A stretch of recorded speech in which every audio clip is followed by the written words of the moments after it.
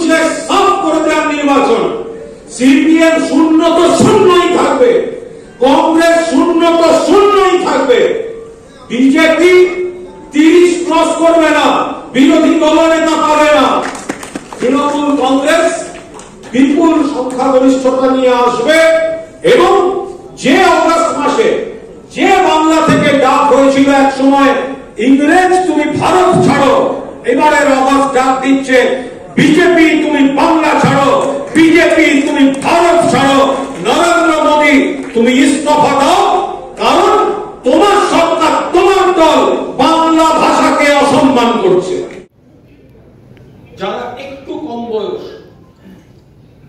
আপনাদের বাড়তি দায়িত্ব নিতে হবে।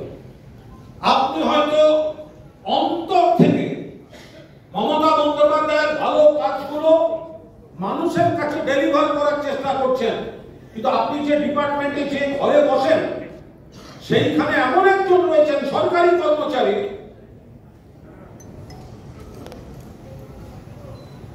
তার বুকের মধ্যে হয়তো তৃণমূল কংগ্রেস ব্যাপারটা নেই, ছদ্মবেশীরা ঢুকে পড়ছে, ওইখানে সাবধান থাকতে হবে।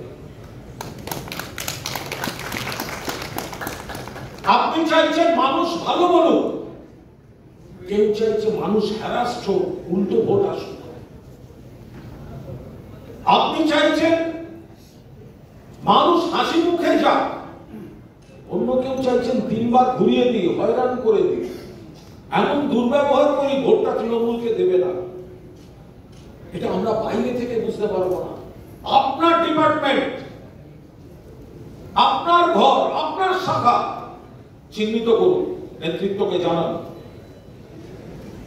ভেদধারীদের চিহ্নিত করুন, যারা অন্তর্ঘাতমূলক মানসিকতা নিয়ে চলছে।